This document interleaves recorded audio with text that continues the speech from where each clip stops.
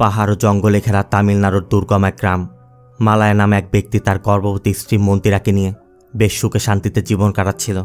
কিন্তু এক রাতের ভয়াবহ ভূমিধস তাদের জীবনের সবকিছু বদলে দেয়। শহরে যাওয়ার রাস্তা নেই, নেই কোনো সাহায্য। প্রসব বেদনায় কাটানো মন্দিরার জীবনও ঝুঁকির মাঝে। এর জন্য কে দায়ী? শুধু কি প্রকৃতি, না তাদেরই চারপাশে লুকিয়ে থাকা দুর্বৃত্ত, ক্ষমতার লোভ আর বিশ্বাসঘাতকতা? সাধারণ একজন মানুষ হয়ে মালায়া একাই সাহস করে তাদের বিরুদ্ধে রুখে দাঁড়ায়। আর এখান থেকে শুরু হয় আবেগঘন এবং থ্রিলিং এক যাত্রা। এমন এক যাত্রা যা আপনার হৃদয় পর্যন্ত কাঁপিয়ে তুলবে। হ্যালো ফ্রেন্ডস, দিস ইজ প্লাবন অ্যান্ড ওয়েলকাম টু প্লাবন ওয়ার্ল্ড। বলছি তামিলনাড়ুর সত্য ঘটনা অবলম্বনে নির্মিত সার্ভাইভাল ড্রামা থ্রিলার মুভি গেভির কথা। এটা এমন এক মুভি যার রেশ আপনার মাথার মধ্যে কয়েকদিন পর্যন্ত ঘুরপাক খেতে থাকবে। তো আর কথা না বাড়িয়ে সোজা গল্পে চলে যাচ্ছি। মুভির শুরুতেই আমাদের বর্তমান সময়ের 800 বছর পূর্বের একটি গল্প দেখানো হয়, যেখানে আমরা দেখতে পাই 800 বছর পূর্বে এক মুঘল সুলতান মাদুরায় শাসন করত। তখন সে এখানের মানুষদের উপর অতিমাত্রায় কর আরোপ করে সবাইকে তার গোলাম বানিয়ে রাখত। কিন্তু কিছু লোক তার বিরোধিতা করায়, আরোপিত কর পরিশোধ না করায় সে ওই এলাকার সকল প্রকার খাবার এবং পানির সরবরাহ বন্ধ করে দিয়েছিল, যে জন্য ওই গ্রামের বাসিন্দারা জীবন বাঁচাতে পাহাড়ে চলে যায়। কারণ পাহাড়ে ওঠার ভালো কোনো রাস্তা না থাকায় সুলতানের সৈন্যরা সেখানে পৌঁছাতে পারবে না। এতে করে তারা সুলতানের সৈন্যের হাত থেকে তো বাঁচতে পেরেছিল, কিন্তু তাদের জীবনযাপনের জন্য সেখানে না ছিল খাবার, না ছিল পানি। অনেক খোঁজার পর অবশেষে তারা বসবাসের জন্য একটি জায়গা খুঁজে পায়। তারা সেখানে বসতি স্থাপন করে। তারা সেই গ্রামের নাম রেখেছিল গেভি। এখানে তারা পাহাড়ের ডালে জুম চাষ করে আর জঙ্গলে শিকার করে জীবনযাপন করতে শুরু করে। যেহেতু তাদের কোনো শিক্ষা ব্যবস্থা ছিল না আর জায়গাটিও দুর্গম, তাই তাদের এছাড়া করারও কিছু ছিল না। এই জন্য ধীরে ধীরে জায়গাটা খুবই আইসোলেটেড হয়ে পড়ায় এই গ্রামের লোকজন ব্যতীত এই গ্রাম সম্পর্কে বাইরের কেউই কিছু জানত না। এরপর কয়েক বছর পার হয়ে যায়। ব্রিটিশদের শাসনের সময় ইংরেজরা তামিলনাড়ুতে ঠান্ডা জায়গার খোঁজ করতে শুরু করে। তারা বিভিন্ন দলে দলে ভাগ হয়ে পুরো তামিলনাড়ু তন্ন তন্ন করে খুঁজতে শুরু করে। আর এভাবে খুঁজতে খুঁজতে একটি দল এই গ্রামের কথা জানতে পারে। এই গ্রামের পাশে আরেকটি বড় পাহাড় ছিল, যেটা গেভি গ্রামের থেকে উঁচু। ব্রিটিশরা তখন সেই পাহাড়ে ওঠার জন্য এই গেভি গ্রামের মানুষদের দিয়ে পালকির মতো বাহন বহন করাতো, বিনিময়ে তাদের কিছু খাবারও দিত। আর এভাবেই ধীরে ধীরে ওই এলাকা ডেভেলপ হতে শুরু করে, যা পরবর্তীতে কোরাইকানালের রূপ নেয়।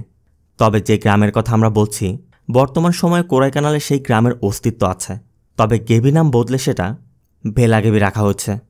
এরপর ইংরেজদের পতন হয়েছে, সরকারের পর সরকারও বদল হয়েছে, কিন্তু এই গ্রামের কোনোরকম উন্নতিও হয়নি। যেমনটা আগে ছিল ঠিক তেমনটাই রয়ে গেছে। সিন চলে আসে বর্তমান সময়ে। কয়েকদিনের মধ্যে ইলেকশন। শহরের সাথে এই গ্রামেও ইলেকশনের প্রস্তুতি চলছে। এই গ্রামে 350টি ভোট আছে, তাই সকল রাজনৈতিক দলের ফোকাস এখন এই গ্রামের ওপর। তবে এর মধ্যে পাহাড় ধসের কারণে গ্রামের কয়েকজন মানুষ আটকা পড়ে। যেহেতু এখানে উদ্ধার করার মতো তেমন কোনো উন্নত সরঞ্জাম নেই, তাই গ্রামবাসী রাতভর চেষ্টা করে মাটি খুঁড়ে খুঁড়ে কয়েকজনকে উদ্ধার করে। আবার তাদের অবস্থা আশঙ্কাজনক, তাই গ্রামবাসী বাঁশের সাথে ঝুলিয়ে কাঁধে করেই তাদের শহরের হসপিটালে নিয়ে যাচ্ছিল। যেহেতু গ্রাম থেকে শহরে যাওয়ার কোনো ভালো রাস্তা নেই, তাই পাহাড়ের রাস্তা বেয়ে তাদের যেতে 6 ঘন্টা সময় লেগে যায়। তবে একটি গ্রুপ যাচ্ছে আর অন্য গ্রুপ ফিরছে, কারণ তারা সঠিক সময় হসপিটালে পৌঁছাতে পারেনি। তার মধ্যে রোগী মারা গেছে। আর এভাবে একে একে সঠিক সময় হসপিটালে পৌঁছাতে না পারায় ভূমিধসে আটকা পড়ায় 5 জনের মৃত্যু হয়। অন্যদিকে সামনে যেহেতু ইলেকশন, সাবেক এমএলএ ওই গ্রামে ভোট চাইতে আসছে। কারণ ওই গ্রামে যেহেতু 350 ভোট আছে, তাই জেতার জন্য সেই ভোটগুলো জরুরি।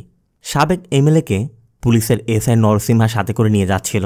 যাওয়ার সময় নরসিংহা এমএলএকে বলছিল, স্যার এবার ইলেকশনে জিতলে আমার প্রমোশনের ব্যাপারটা দেখবেন। তখন এমএলএ নরসিংহাকে বলে, আগে তো আমাকে ওই এলাকার ভোট পেতে সাহায্য করো, তারপর তোমার প্রমোশনের ব্যাপারটা আমি দেখব। এভাবে যেতে যেতে তাদের সেই গ্রামবাসীর সাথে দেখা হয়। কারণ ভূমিধসে আটকা পড়া ওই লোকটা মারা যাওয়ায় গ্রামবাসী সেখানে থেমে আছে। তবে তারা জানে না এখানে অ্যাকচুয়ালি কী ঘটেছে। এই জন্য এমএলএ নরসিংহাকে বলছিল, তুমি গিয়ে দেখো এখানে কী ঘটেছে। ঠিক তখনই গ্রামবাসীর ভেতর থেকে মালায়া নামে এক লোক এগিয়ে এসে ওই এমএলএকে বলছিল, এখন কেন আপনি এখানে এসেছেন? আপনাদের যখন ভোট চাওয়ার দরকার হয় তখনই আপনারা এখানে আসেন। আপনারা তো আমাদের জন্য কিছুই করেন না। কত মানুষ মাটির নিচে চাপা পড়ে মারা গেছে আপনি জানেন? নরসিংহা তখন মালায়াকে বোঝায়, তুমি শুধু শুধু এর জন্য এমএলএকে কেন দোষ দিচ্ছ? ভূমিধসে যদি মানুষ মারা গিয়ে থাকে সেটা তো প্রাকৃতিক দুর্যোগ, এতে তো আর এমএলএর কোনো হাত নেই। মালায়ের কথা মানলাম ভূমিধসে তার কোনো হাত নেই, কিন্তু গত 5 বছর যখন সে ক্ষমতায় ছিল তখন সে আমাদের গ্রামের জন্য কি করেছে? আজ যদি গ্রাম থেকে শহরে যাতায়াতের জন্য ভালো কোনো রাস্তা থাকতো তাহলে আমরা তাকে হসপিটাল নিয়ে যেতে পারতাম, বা আমাদের নিজেদের হসপিটাল থাকলেও আজ এতগুলো লোক মারা যেত না। এমনিতেও গ্রামটি একদমই অবহেলিত, সরকারের থেকে তারা কোনো সুযোগ সুবিধা কিচ্ছু পায় না, তারপর এতগুলো মানুষ মারা গিয়েছে। তাই মালায়াদের মাথা এমনিতেই গরম। মালায়া বারবার এমএলএকে দোষ দিচ্ছিল। এই জন্য নরসিংহা একসময় মালায়াকে একটু রাগ করেই বলে, তুমি কিন্তু এবার একটু বেশি কথা বলছো, শুধু শুধু তোমার এমএলএকে দোষ দেওয়া ঠিক হচ্ছে না, তুমি কিন্তু তোমার সীমা ছাড়িয়ে যাচ্ছ। এতে করে মালায়া উত্তেজিত হয়ে নরসিংহাকে ধাক্কা দিয়ে সরিয়ে দেয়, কিন্তু নরসিংহাকে ধাক্কা দেওয়ার সময় মালায়ার হাত লেগে যায় এমএলএর গায়ে। এতে করে এমএলএর লোকজন এখন ক্ষুব্ধ হয়ে উঠেছে। নরসিংহা বুঝতে পারছে এমএলএ প্রচণ্ড রেগে আছে, তাই নরসিংহা মালায়াকে প্রথমে তো বোঝানোর চেষ্টা করে, কিন্তু মালায়ার রাগ ঠান্ডা না হয় একসময় নরসিংহা মালায়াকে থাপ্পড় মেরে বসে। আর এরপর গ্রামবাসীর সাথে পুলিশ আর এমএলএর লোকজনের সাথে তুমুল ফাইট শুরু হয়। কিন্তু এই গ্রামের লোকজন পাহাড়ে বসবাস করে, পাহাড় তাদের থেকে কে ভালো চেনে? শহর থেকে লোক এসে তাদেরকে মেরে যাবে এটা কখনোই সম্ভব নয়। গ্রামবাসীর সংখ্যা বেশি ছিল, তাই তারা পুলিশ সহ এমএলএ লোকদেরকে ইচ্ছামতো পেটায়, এমনকি নরসিংহাকেও জুতা দিয়ে মারে। গ্রামের লোকেদের সাথে পেরে না ওঠায় একসময় পুলিশ এবং এমএলএর লোকজন ফিরে আসতে বাধ্য হয়। এই ঘটনায় নরসিংহা এমএলএকে বলছিল, আপনি চিন্তা করবেন না, কত বড় সাহস, ও আপনার গায়ে আমাদের গায়ে আঘাত করেছে। ওই গ্রামের এক একজনকে ধরে ধরে আমি শাস্তি দিব, কাউকে আমি ছাড়ব না, বিশেষ করে মালায়াকে তো ছাড়বই না। তবে এমএলএর কথা, এখন নির্বাচনের সময়, যা করার নির্বাচনের পর করবে। এখন যদি তুমি কিছু করতে চাও তাহলে আমার পলিটিক্যাল কেরিয়ার নষ্ট হয়ে যাবে, তাই ভুল করেও ইলেকশনের আগে কিছু করা যাবে না। যদিও পুলিশের গায়ে হাত তুলেছে, পুলিশের মান সম্মানের বিষয়, তারপরে এমএলএ নিষেধ করেছে। পুলিশের অন্য সদস্যরাও তখন চিন্তা করছে, এই নেতারা সবসময় নিজেদের কথাই ভাবে, আমাদের পুলিশের কথা কখনো চিন্তা করে না, আমাদেরকে তারা গোলামের মতো ব্যবহার করে। তবে নরসিংহার মাথার মধ্যে শুধু ওই জুতার আঘাতের কথা ঘুরপাক খাচ্ছে, তাই নরসিংহার কথা যে কোনো মূল্যে আমি এর শোধ তুলব। নরসিংহার কথা সবার সামনে ওই গ্রামের মানুষজন পুলিশের গায়ে হাত তুলেছে, এখন আমি ওই গ্রামের প্রত্যেকটি লোককে পুলিশের ক্ষমতা বুঝিয়ে দিব, বিশেষ করে মালায়াকে তো ছাড়বই না। অন্যদিকে ভূমিধসে যে 5 জন ব্যক্তি মারা গিয়েছে, মালায়ারা তাদের গ্রামে নিয়ে ওই 5 জন ব্যক্তি সৎকার করেছে। এরপর আমরা দেখতে পাই মালায়ার ওয়াইফ মন্দিরা প্রেগনেন্ট, তার প্রেগনেন্সি ডিউ ডেটও খুব কাছে। মালায়াও তাই মন্দিরাকে নিয়ে খুবই চিন্তিত, কারণ তাদের গ্রামে চিকিৎসার কোনো ব্যবস্থাই নেই, আবার শহরে যেতে কম করে হলে 6 ঘন্টা সময় লাগে, ভালো কোনো রাস্তাও নেই, পাহাড় জঙ্গল পার হয়ে অনেক কষ্টে তাদের হসপিটালে যেতে হয়। ইতিমধ্যে এই গ্রামের অনেক গর্ভবতী নারী বাচ্চা প্রসব করতে গিয়ে মারা গিয়েছে, তাই মালায়া এখন মন্দিরাকে নিয়ে খুবই চিন্তিত। তবে মালায়ার এসব চিন্তা দেখে মন্দিরের ভাই কুরুপ্পা বলছিল, তুমি এত চিন্তা করো না, মন্দিরের যদি কিছু হয় আমি এই পাহাড় উপড়ে ফেলব, তারপর আমি ওর কিছু হতে দিব না। এখানে আমরা আরও দেখতে পাই এই গ্রামের সব মহিলারা দূরের একটি কুয়া থেকে পানি উত্তোলন করে, আর গ্রামের যারা বসবাস করে সবাই একই পরিবারের মতো করে বসবাস করে, মানে একে অন্যের সাথে সুখ দুঃখ সব কিছু ভাগ করে নেয়। মন্দিরা খুব যত্ন সহকারে তার পেটের সন্তানকে বড় করছে। মালায়া মন্দিরাকে নিয়ে কোনোরকম রিস্ক নিতে চায় না, তাই মালায়া শুরু থেকেই মন্দিরাকে শহরের সরকারি হসপিটালে চেক আপ করতে নিয়ে যায়। 1 মাস পর তার ডেলিভারি ডেট, তাই মালায়া মন্দিরাকে শহরের সরকারি হসপিটালে নিয়ে এসেছে। হসপিটালের সিনিয়র লেডি ডক্টর মন্দিরাকে দেখে তখন বলছিল, তোমার ডেলিভারি তো মাত্র 1 মাস সময় আছে, তুমি এক কাজ করো, ডিউ ডেটের 1 সপ্তাহ আগেই তুমি আমার ক্লিনিকে এসে ভর্তি হয়ে যেও। সে মন্দিরাকে এটাও বোঝায় যে সরকারি হসপিটালে খুব বেশি সুযোগ সুবিধা পাবে না, তুমি যদি আমার প্রাইভেট ক্লিনিকে চলে যাও সেখানে আমি তোমাকে সব ধরনের সুযোগ সুবিধা দিতে পারবো, এতে তোমার এবং তোমার পেটের সন্তানের জন্য ভালো হবে। সে মূলত তার নিজের ব্যবসার কথা ভাবছে, এজন্য মন্দিরাকে সরকারি হসপিটাল বাদ দিয়ে নিজের ক্লিনিক সাজেস্ট করছে। এখানে আমরা তার কথা আরও জানতে পারি, 2 দিন আগে এই হসপিটালে একজন জুনিয়র লেডি ডক্টর জয়েন করেছে, আর সে আসার পর থেকেই একের পর রোগী দেখেই যাচ্ছে, যেটা এই সিনিয়র ডক্টরের পছন্দ হচ্ছে না, কারণ ওই লেডি ডক্টর যদি এখানেই সবার চিকিৎসা দিয়ে দেয় তাহলে তার ক্লিনিকে কেউই যাবে না, তার তো ব্যবসা হবে না। এরপর মালায়া মন্দিরাকে নিয়ে হসপিটাল থেকে পাহাড়ি রাস্তা ধরে গ্রামে ফিরছিল। এতদিন মালায়া তার কাঁধে বোঝা নিয়ে দুর্গম এই পাহাড়ি রাস্তায় যাতায়াত করেছে, কিন্তু মালায়ার কখনোই তেমন কোনো কষ্ট অনুভব হয়নি। মন্দিরাকে নিয়ে যাওয়ার সময় মালায়া আজ সেই কষ্টটা অনুভব করতে পারছে যে একজন প্রেগনেন্ট মহিলার এই দুর্গম রাস্তা বেয়ে যাতায়াত করা কতটা কষ্টের। তাই মালায়া মন্দিরাকে বলছিল, আমি যদি পারতাম এই পাহাড় পর্বত সব উঁচু করে তোমাকে আমি রাস্তা তৈরি করে দিতাম, তবে কিছুক্ষণের মধ্যে সন্ধ্যা নেমে আসবে, অন্ধকার নামার আগে তাদের গ্রামে ফিরতে হবে, তাই তারা দ্রুত হেঁটে গ্রামে পৌঁছে যায়। এদিকে মন্দিরার ভাই কুরুক্কাকে দেখা যায় তাড়াতাড়ি কাজ শেষে বাড়ি ফিরেছে। আর আমরা এখানে এটাও জানতে পারি মালায়ার মন্দিরা কুরুক্কার বাড়িতেই থাকে, কারণ তাদের বাড়িটা গ্রামের যেই পাশে, সেখান থেকে শহরে যাওয়ার রাস্তাটা খুবই নিকটে। তাই মন্দিরার যদি কখনো কমপ্লিকেশন দেখা দেয়, মন্দিরাকে যেন দ্রুত হসপিটালে নেওয়া যায়, এই জন্যই মূলত তারা কুরুক্কার বাড়িতে আছে। এখানে আমরা এটাও জানতে পারি মালা এবং কুরুক্কার বাবা মা বেঁচে নেই, কারণ মেয়েদের এই সময় মায়েরা তাদের পাশে থেকে তাদেরকে সাপোর্ট করে, কিন্তু মন্দিরাকে সাহায্য করার মতো তার মা বেঁচে নেই। তাই মন্দিরা একটি ইমোশনাল হয়ে যাচ্ছিল। তখন কুরুক্কা মন্দিরাকে বোঝায়, তুই অত চিন্তা করিস না, সব কিছু ঠিক হয়ে যাবে। কাল আবার মন্দিরার বেবি শাওয়ারের অনুষ্ঠান, এই জন্য কুরুক্কা সব প্রস্তুতি নিচ্ছে। গ্রামবাসীকেও নিমন্ত্রণ করেছে, তাই কুরুক্কার সবজি কিনতে বাজারে যাচ্ছিল। মালায় বলো, তোমাকে দেখে মনে হচ্ছে তুমি ক্লান্ত, তুমি এক কাজ করো, তুমি তোমার দিদির সাথে থাকো, আমি বাজারে গিয়ে সবজি নিয়ে আসছি। মালায় ঘোড়া নিয়ে সবজি কিনতে বাজারের উদ্দেশ্যে রওনা হয়ে যায়। এদিকে মন্দিরা বাড়িতে ফিরে শাওয়ার নিতে গিয়েছে। আর এখানে আমরা দেখতে পাই মন্দিরার কাপড়ের সাথে রক্ত লেগে আছে, তার মানে মন্দিরা অলরেডি ব্লিডিং শুরু হয়ে গেছে, কিন্তু মন্দিরা সেটা এখনও বুঝতে পারেনি। এদিকে কাল যেহেতু মন্দিরার বেবি শাওয়ার, তাই মালায়া সবজি কিনতে যাওয়ার সময় পথে যার সাথে দেখা হচ্ছে তাকে আগামীকালের জন্য দাওয়াত দিয়ে যাচ্ছে। এরপর মালায়া যখন পাহাড় পার হয়ে জঙ্গলের ভিতর দিয়ে যাচ্ছিল, তখনই একজন ফরেস্ট গার্ড মালায়াকে দেখে ফেলে। ওই ফরেস্ট গার্ড দ্রুত নরসিংহাকে কল করে মালায়ার বিষয়ে বলে যে মালায়া বাজারের দিকে যাচ্ছে। আর এটা জানা মাত্রই নরসিংহা তার লোকজনকে মালায়ার পিছে লাগিয়ে দেয়। তারাও মালায়াকে সবসময় নজরে রাখছে, কারণ মালায়া আজ একা, তাই এই সুযোগে তারা মালায়াকে সাহায্য করার প্রিপারেশন নিচ্ছে। একদিকে মালায়া বাজারে গিয়ে সবজি কেনাকাটা করছে, অন্যদিকে নরসিংহা তার পুলিশ সদস্যদেরকে নিয়ে মালায়া যে পথ দিয়ে যাবে সেই পথে অপেক্ষা করছে, মানে তারা পুরো প্রিপারেশন নিয়ে এসেছে। নরসিংহা ভালো করে জানে ওই গ্রামটা এতটাই আইসোলেটেড যে ওখানে কেউ মারা গেলেও সরকার বা প্রশাসনের কিছু যাবে আসবে না, এটা নিয়ে কেউ প্রশ্ন তুলবে না। তবে পালানি নামে একজন পুলিশ কনস্টেবল নরসিংহাকে বোঝানোর চেষ্টা করে, স্যার যেতে দিন না, মালার ব্যাপারে আমি সব কিছুই জানি। ছোটবেলায় বাবা মাকে হারিয়েছে, জীবনে অনেক কষ্ট করেছে, এমন মানুষকে মেরে বদলা নিয়ে কী লাভ হবে আপনার? কিন্তু নরসিংহার তো তার ইগো স্যাটিসফাই করতে হবে। নরসিংহার কথা একজনকে শাস্তি দিলে গ্রামের বাকিরা এমনিতে তাকে সম্মান করবে। এখানে আমরা এটাও দেখতে পাই পালানি ব্যতীত এখানে যে পুলিশ সদস্যরা আছে সবাই মালায়াকে মারতেই চাইছে, পালানির কথা কেউই শুনছে না। এদিকে মালায়া সবজি কেনাকাটা করে গ্রামের দিকে যাচ্ছিল, ঠিক তখনই পুলিশের সদস্যরা অনেকগুলো মশাল জ্বালিয়ে মালায়ার পিছু করে। তবে পালানি গাড়িতে অপেক্ষা করছে, কারণ পালানি তো এর বিরোধিতা করছিল। এদিকে ওই পুলিশ সদস্যরা মালায়াকে দেখতে পেয়ে মালায়াকে ধরে ইচ্ছা মতো পেটাতে শুরু করে। তারা মারতে মারতে মালায়াকে রক্তাক্ত করে ফেলে। মালায়া শুধু চিৎকার করে জানতে চাইছে, আমাকে মারছেন কেন, আমি আপনাদের কি করেছি? কিন্তু কেউই তার কোনো কথা শুনছে না, তাকে মেরেই যাচ্ছে। অন্যদিকে মন্দিরা শাওয়ার নিয়ে ঘরে ফিরেছে। মন্দিরার মনে হচ্ছিল তার পেটের বাচ্চা পেটের মধ্যে নড়চড়া করছে, কিক দিচ্ছে। প্রথমে মন্দিরা মনে করছিল এটা স্বাভাবিক কিছু হবে, তবে আস্তে আস্তে মন্দিরা পেইন বাড়তে শুরু করে। একসময় মন্দিরা মেঝেতে বসে পড়ে। মন্দিরা চিৎকার করে তার ভাই কারুক্কাকে ডাকে। কারুক্কাও কিছু বুঝতে পারছিল না, তাই কারুক্কা দ্রুত তাদের গ্রামের দাইমাকে ডাকে, যে কিনা এই গ্রামের গর্ভবতী নারীদের ডেলিভারির সময় সাহায্য করে। আর অন্যদিকে নরসিংহ এবং তার লোকেরা মালায়াকে মারতে মারতে এমন অবস্থা করেছে মালায়া উঠতে পর্যন্ত পারছে না। মালায়া তাদেরকে অনুরোধ করছিল, আমাকে মারবেন না, আমাকে যেতে দিন, কিন্তু কেউই তার কোনো কথা শুনছে না।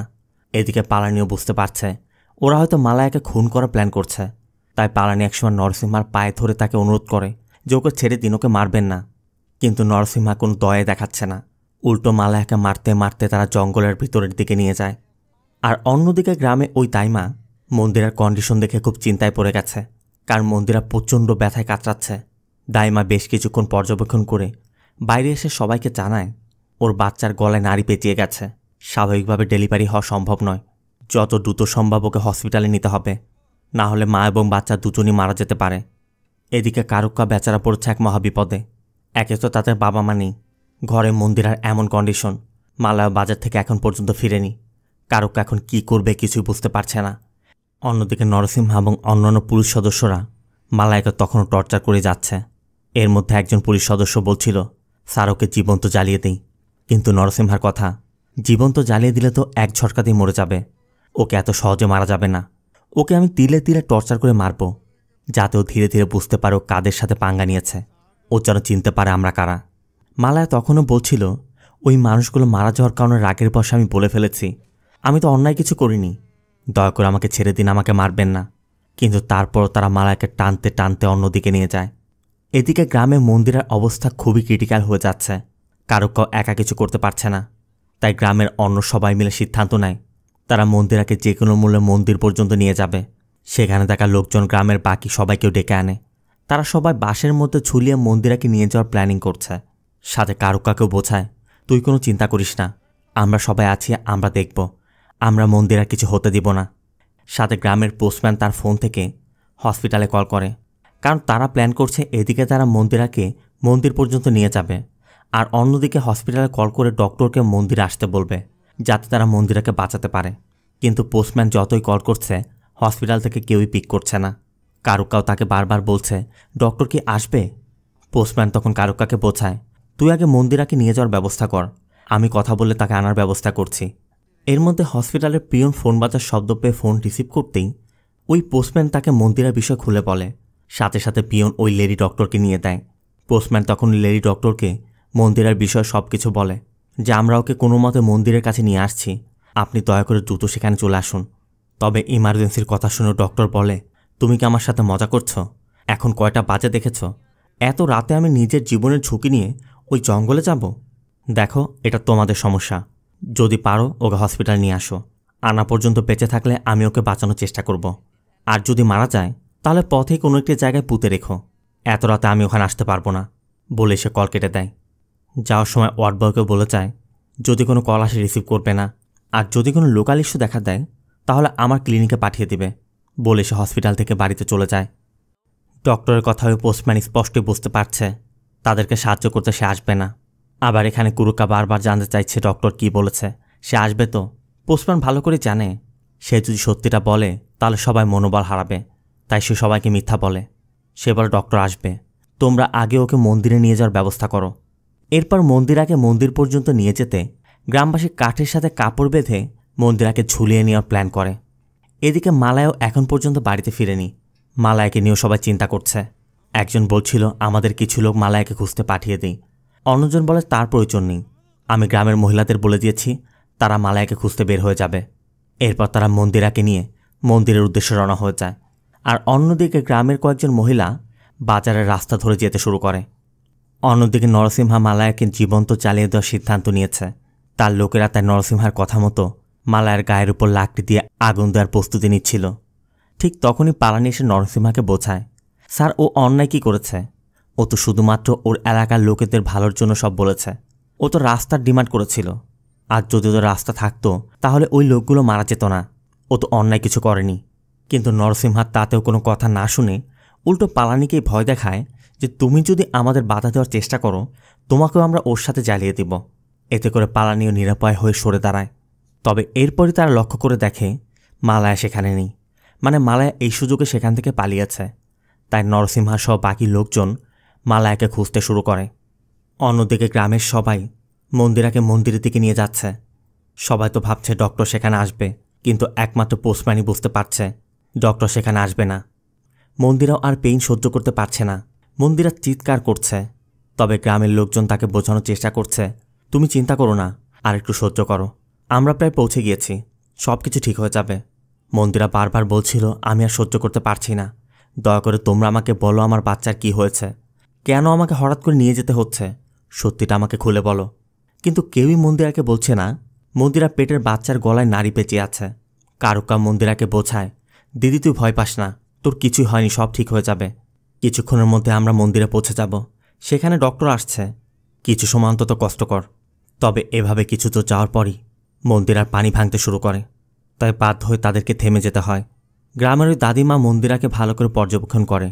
এরপর একটু দূরে গিয়ে সবাইকে বলে পানি ভেঙে গেছে, মন্দিরা শ্বাস নিতে কষ্ট হচ্ছে, পেটের বাচ্চাও ঠিকমতো অক্সিজেন পাচ্ছে না। এইভাবে বেশি সময় থাকলে মা এবং বাচ্চা দুজনই মারা যাবে, তাই দ্রুত খোঁজ নাও ডক্টর কত দূর এসেছে। কারুকা তখন পোস্টম্যানের কাছে জানতে চায় ডক্টর কত দূর এসেছে। পোস্টম্যান বলে এতক্ষণে হয়তো বা চেকপোস্ট পার হয়ে গিয়েছে, কারুকার কথা একবার তো কল করুন, দেখুন কত দূর এসেছে। একসময় পোস্টম্যান সত্যিটা বলে দেয় যে আসলে আমি তোমাদেরকে মিথ্যা বলেছি, আমাদের সাহায্য করতে কোনো ডক্টরই আসছে না। সে বলেছে ওকে হসপিটালে নিতে নিতে ও যদি বেঁচে থাকে তবেই সে সাহায্য করতে পারবে, আর যদি মারা যায় পথেই কোথাও পুঁতে রাখতে বলেছে। এছাড়া আমরা আর কী বা করতে পারবো।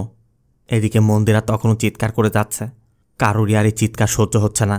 কারুক্কা তখন কাঁদতে কাঁদতে বলছিল, আমাদেরকে সাহায্য করতে কি কেউই আসবে না? আমার বোনের বাচ্চাটা কিভাবে মারা যাবে? তবে কারুক্কা শেষবারের মতো চেষ্টা করে দেখতে চায়। কারুক্কা আবার ওই ফোন থেকে হসপিটাল নম্বরে কল করে। তবে সিনিয়র ডক্টর যেহেতু চলে গিয়েছে, তাই ওই পিয়ন এবার জুনিয়র যে ডক্টর এসেছে সেই ডক্টরকে দেয়, যার নাম তারা। কারুক্কা তারাকেও সব কিছু খুলে বলে যে আমার বোনের পেটের বাচ্চার গলায় তার নাড়ি পেঁচিয়ে আছে, পানিও ভেঙে গেছে, আমার বোন নিঃশ্বাস নিতে পারছে না। দয়া করে আপনি এখানে আসুন, ওকে বাঁচান। তারা জানতে চায় আপনাদের হসপিটালে আসতে আর কত সময় লাগবে। কারুক্কা বলে কম করে হলো 6 ঘন্টা। ডক্টরের কথা এত সময় হলে তোদের বাঁচানো যাবে না, দ্রুত ওদেরকে কোনো নিকটস্থ হসপিটালে নিয়ে যান। কারুক্কা তাকে বোঝানোর চেষ্টা করে আমাদের আশেপাশে কোনো হসপিটালও নেই, আপনি আমাদের পরিস্থিতি বোঝার চেষ্টা করুন। এদিকে নেটওয়ার্ক ইস্যুর কারণে কলও কেটে যায়। কারুক্কারও সবাই এখন বুঝতে পারছে তাদেরকে সাহায্য করতে কেউই আসবে না। একমাত্র কেউ যদি বাচ্চাকে বাঁচাতে পারে সে হচ্ছে ঈশ্বর। তাই কারুক্কা আকাশের দিকে তাকিয়ে ঈশ্বরের কাছে চিৎকার করে অনুরোধ করছিল, দয়া করে আমার বোনের বাচ্চাকে বাঁচান। তবে গ্রামের লোকেরা এখনও ভরসা হারায়নি। তারা কারুপ্পাকে তখনও বোঝাচ্ছে, তুমি আশা ছেড়ো না, সকালের আগেই আমরা মা আর বাচ্চাকে কোনো না কোনোভাবে আলাদা করে ফেলব। তাই তারা সিদ্ধান্ত নেয় ডক্টর আসুক আর না আসুক, মন্দিরাকে ওই মন্দির পর্যন্ত নিয়েই যাবে। এদিকে ওই পিয়নও তারাকে বোঝাচ্ছিল যে ওদের আর কোনো অপশনও নেই, ওরা খুব বিপদে আছে, আমরা যদি ওখানে যাই তবেই হয়তোবা মা আর বাচ্চাকে বাঁচানো যাবে। তার কথা তাহলে তো ওরা অনেক সমস্যা আছে, আমাদের তো কিছু একটা করা উচিত। পিয়ন তখন সিনিয়র লেডি ডক্টরের কথাও বলে যে তাকে ওরা বলেছিল সেই বিষয়ে গুরুত্ব না দিয়ে চলে গেছে, এখন আপনি যদি কিছু একটা করতে পারেন। তারা বলে ঠিক আছে, তাহলে দ্রুত কম্পাউন্ডারকে ডাকুন। অন্যদিকে গ্রামবাসী আর এক মুহূর্ত সময় নষ্ট না করে মন্দিরাকে নিয়ে দ্রুত মন্দিরের রাস্তায় রওনা হয়ে যায়।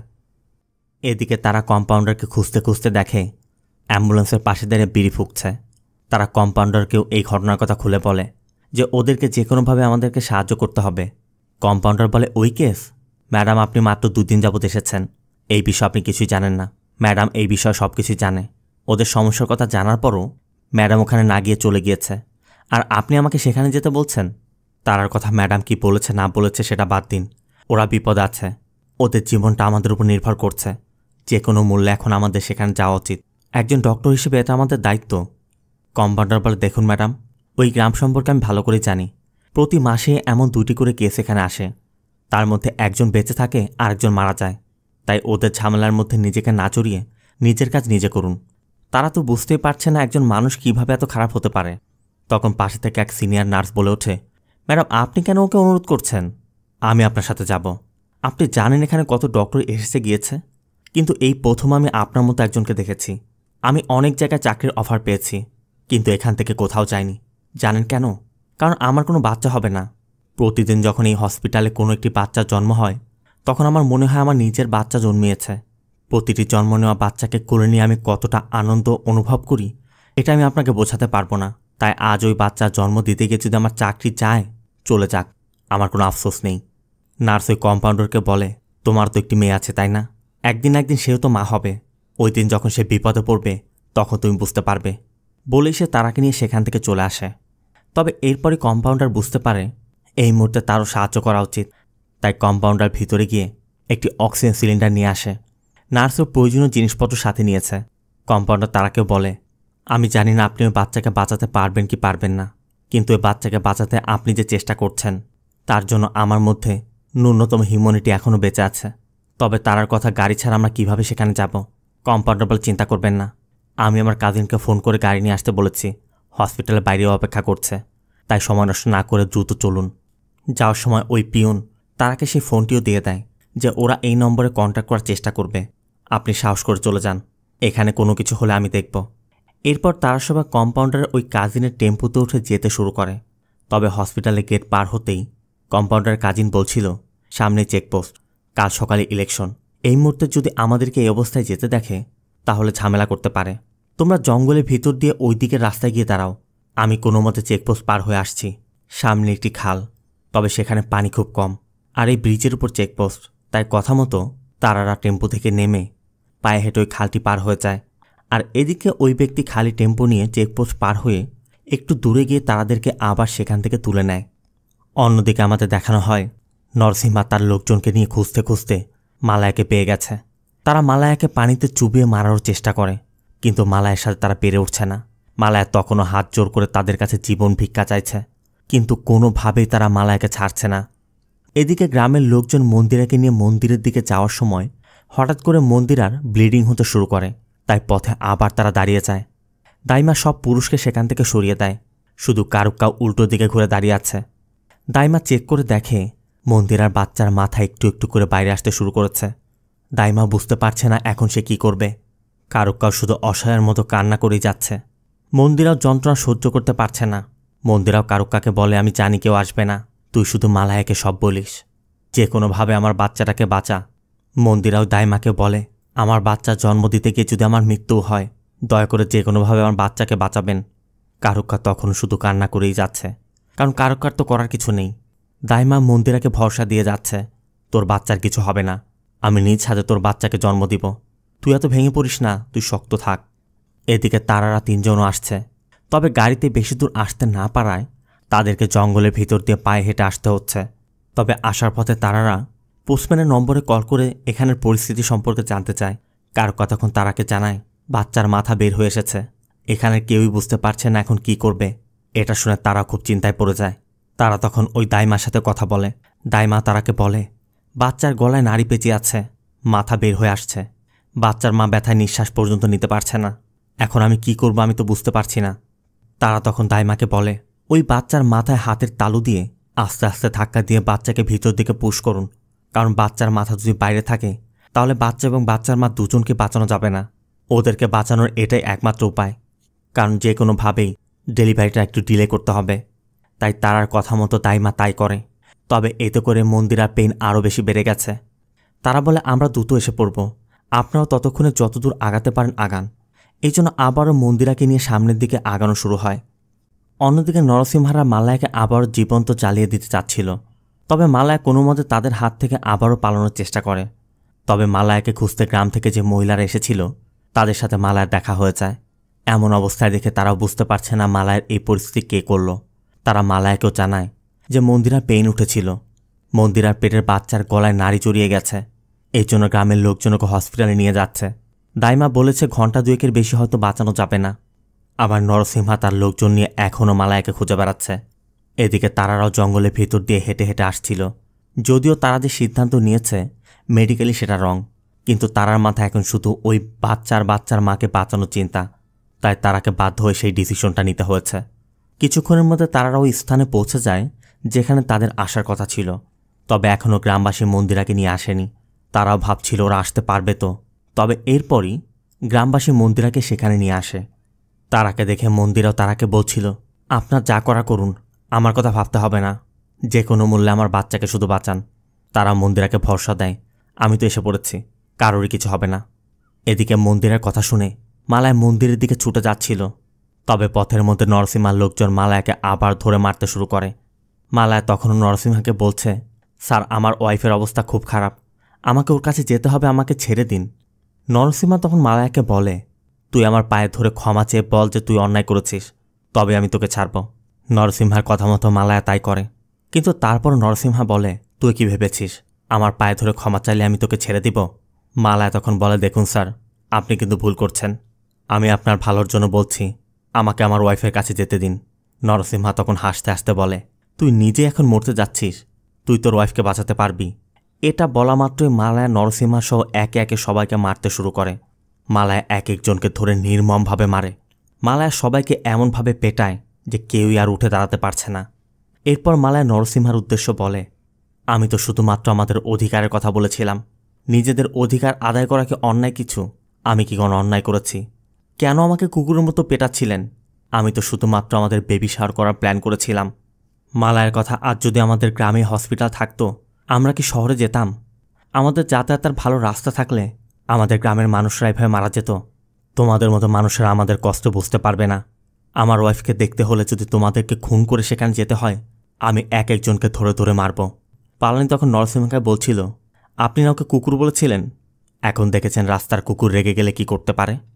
পালানি মালায়াকে বলে, ওদের কথা বাদ দাও, তুমি আগে তোমার ওয়াইফের কাছে যাও। তাই মালায়া মন্দিরের উদ্দেশ্যে রওনা হয়ে যায়। এদিকে বাচ্চার জন্ম দিতে গিয়ে মন্দির আর কষ্ট সহ্য করতে পারছিল না।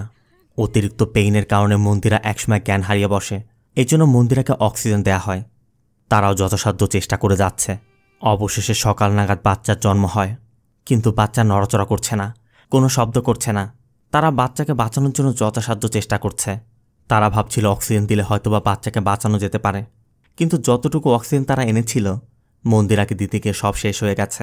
তাই বাচ্চাকে বাঁচানোর কোনো অপশনই তাদের কাছে নেই। এরপর ওই নার্স ওই মৃত বাচ্চাটা গ্রামবাসীর হাতে তুলে দেয়। কারুকাও চোখের সামনে নিজের বোনের মৃত বাচ্চা দেখে চিৎকার করে ওঠে। পুরো গ্রামের মানুষ তখন হাহাকার করে কাঁদছে, কারণ তারা এই বাচ্চাকে বাঁচানোর জন্য কত চেষ্টাই না করেছে। শেষ পর্যন্ত বাচ্চাকে বাঁচাতেই পারল না। এতক্ষণে মালায়ও পৌঁছে গেছে। মালায় এসে তার মৃত বাচ্চাটা দেখতে পায়। মালায় দ্রুত আগে মন্দিরের কাছে ছুটে যায়। মালায় মন্দিরাকেও বলে, তুমি না বলেছিলে আমাদের বাচ্চা জন্মানোর পর প্রথম বাচ্চাকে আমি কোলে নিব? আমি কোলে নিয়েছি ঠিকই, দেখো ঈশ্বর আমাদেরকে কি উপহার দিল। দুজনই তখন একে অন্যকে জড়িয়ে ধরে কাঁদছে। মন্দিরা শুধু মালায়ের কাছে জানতে চায়, বাচ্চাটা কার মতো হয়েছিল, তোমার মতো না আমার মতো? এই মুহূর্তে তাদের মধ্যে কি পরিমাণ কষ্ট হচ্ছে সেটা শুধুমাত্র একটা বাবা মাই রিয়েলাইজ করতে পারবে। মন্দিরা কাঁদতে কাঁদতে মালায়াকে বলছিল, আমাদের একমাত্র সন্তানটা আমরা স্যাক্রিফাইস করলাম, এখন আমরা কি করব? তবে মালায়া মন্দিরাকে বলে, আমি আরেকবার বাচ্চাকে চেক করে আসি। মানে মালায়া মানতেই পারছে না তাদের বাচ্চাটা মারা গেছে। মালায়া ভাবছিল এখনও হয়তোবা তাদের বাচ্চার বেঁচে থাকার সম্ভাবনা আছে। মালায়া তার বাচ্চাকে জড়িয়ে ধরে বারবার বাচ্চাকে ডাকছে, বাচ্চাকে জাগানোর চেষ্টা করছে, কিন্তু মৃত বাচ্চা কিভাবে জাগবে? গ্রামের সবাই মালায়াকে বোঝানোর চেষ্টা করছে, মালায়া থেকে বাচ্চাটা কেড়ে নেওয়ার চেষ্টা করছে, কিন্তু মালায়া ওই মৃত বাচ্চাটাকে আঁকড়ে ধরে আছে। অবশেষে মালায়ের কাছ থেকে ওই বাচ্চাটাকে কেড়ে নিয়ে পাহাড়ের উপরে সমাহিত করা হয়। আর এভাবে মালায়ের মন্দিরার স্বপ্নটা চিরতরে পাহাড়ের মধ্যেই সমাহিত হয়ে যায়। আর এরপরে আমরা দেখতে পাই ইলেকশন কমিশনের লোকজন ইলেকশনের জিনিসপত্র নিয়ে গ্রামের দিকে আসছে। এর মধ্য দিয়ে মুভিটা শেষ হয়। আমি প্রথমে বলেছিলাম এটা শুধুমাত্র কোনো মুভির গল্প নয়, এটা ওই গ্রামের সত্য ঘটনা। আর আজও সেই গ্রামের অস্তিত্ব আছে। ভাবতে পারেন ওই গ্রামের মানুষরা কত কষ্ট করেছে। আজ যদি তাদের যাতায়াতের ভালো রাস্তা থাকতো, যোগাযোগ ব্যবস্থা থাকতো, বা তাদের গ্রামে হসপিটাল থাকতো, তাহলে কি এভাবে তাদেরকে মরতে হতো? রাজনীতিবিদ, বড় বড় নেতা, এরা শুধুমাত্র ইলেকশনের সময় আমাদের কাছে আসে, আমাদেরকে বিভিন্ন প্রতিশ্রুতি দেয়, কিন্তু আমাদের ভোট পেয়ে যখন তারা নির্বাচিত হয় তখন তারা আমাদের দিকে ঘুরেও তাকায় না। আমাদের মতো মানুষরা বাঁচল কি মরল সেটাও তারা ভাবে না। এটাই বাস্তবতা, যুগ যুগ ধরে এমনটাই হয়ে আসছে। তো মুভিটি আপনার কেমন লাগলো অবশ্যই কমেন্টে জানাবেন। ভিডিওটি ভালো লাগলে ভিডিওতে লাইক দিয়ে চ্যানেলটিকে সাবস্ক্রাইব করতে অবশ্যই ভুল করবেন না। দেখা হবে অন্য কোনো মুভি বা সিরিজের এক্সপ্লেনেশন ভিডিওতে। ততক্ষণ সব ভালো থাকবেন, সুস্থ থাকবেন। আল্লাহ হাফেজ।